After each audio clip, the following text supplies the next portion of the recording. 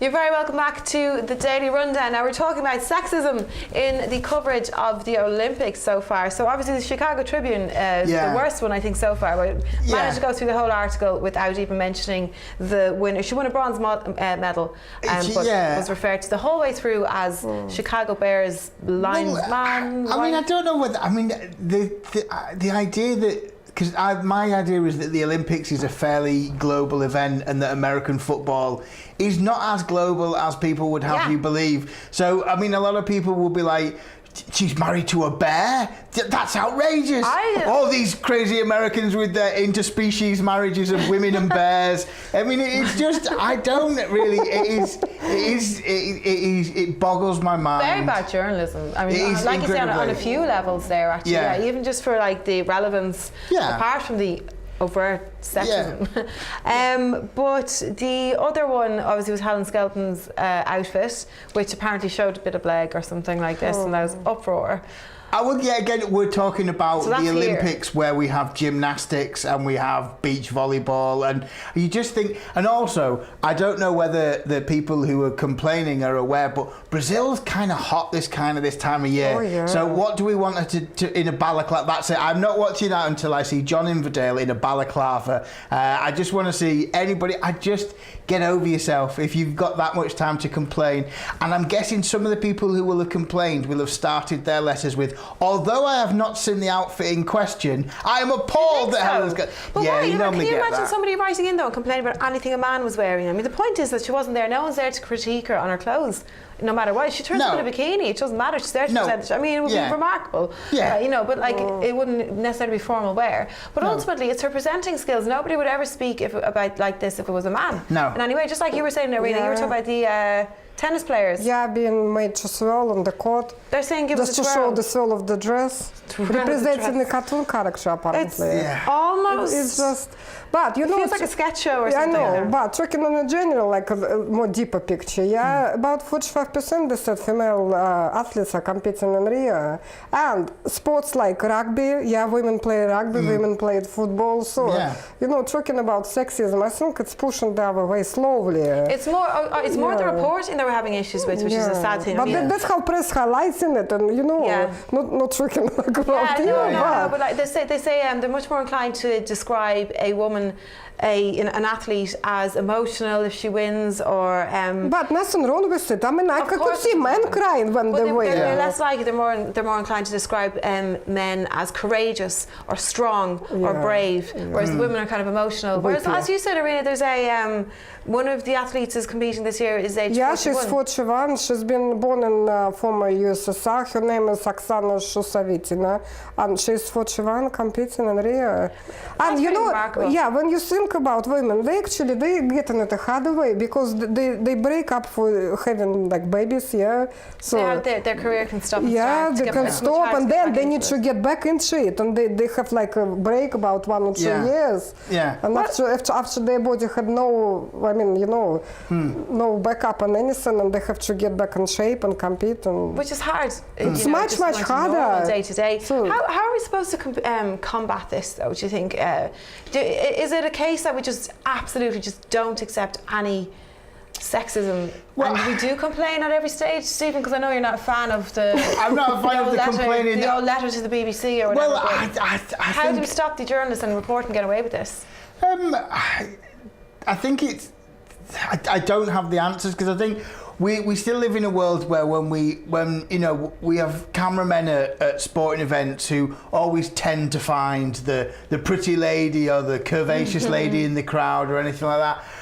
I think that as long as television is run by older white men, then we might not see that. I think we are starting to see a diagnosis. Independent views, just about sport, about competition, about who is winning, and not who is playing. I mean, there are some fair good play, really. Yeah.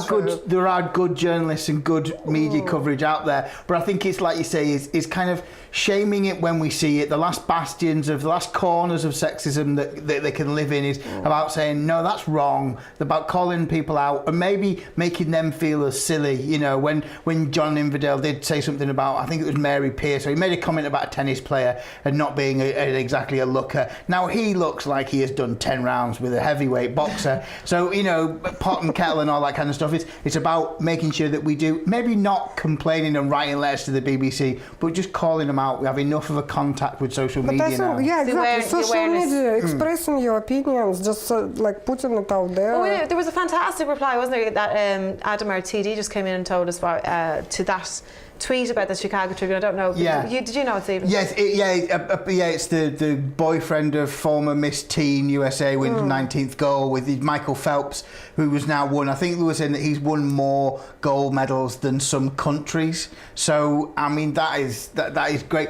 But again, I mean, all for it. You know, we have a turn on its head. Yeah, we have a British female athlete, the girlfriend of John Wilkins, the St Helens player, and he's going out there. He's taking time off to go out there and support her out there. So he's putting his career or his time on hold to go and support her out there. So there are guys out there who will, you know, and I'm totally falling foul by not knowing the name of the lady, which I will tweet later. It's bad habits, isn't it, amongst the media, I think, but it is something we need to crack down on, I think, and we're just going to have sort of maybe zero tolerance before it turns on its head. Thanks very much for that. We'll go into our last story of the day. Russia is ready to restore economic cooperation and other ties with Turkey, President Vladimir Putin has told the Turkish president today. In Mr. Erdogan's first foreign visit since the attempted coup, he thanked Mr. Putin, saying, "Your call straight after the coup attempt was very welcome."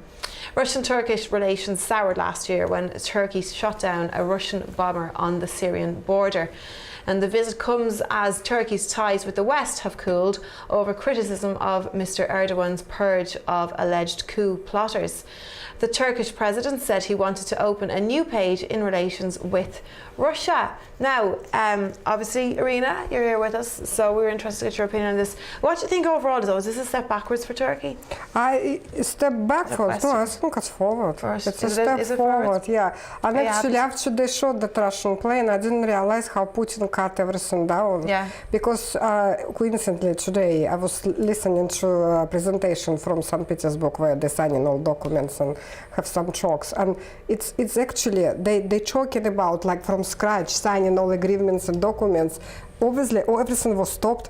So Putin just cut everything off. Everything, yeah. It was about economy, it was about gas, nuclear station that they were going to build on the Turkey land by Russians, and Blue Stream, which is Turkish stream, isn't it? So everything was just stopped at one moment. So when I was listening to these conversations today, they were agreeing and signing it all from scratch, and that's how actually it was, you know, it's a bad thing. So do you feel, are you pleased to see I am pleased because Turkey in many varieties, in many ways is related sort of, you know, between Russia and Turkey there is a lot of trade. So although on one thing a lot of Russians, it's like a tourist destination, isn't it? So a lot of Russians going to Turkey, but on the other way, a lot of Turkish constructors and builders, and they work in Russia, basically erecting some buildings and building. So they were all pushed down and pushed back to their country after all of this happened. So all relations apparently were stopped.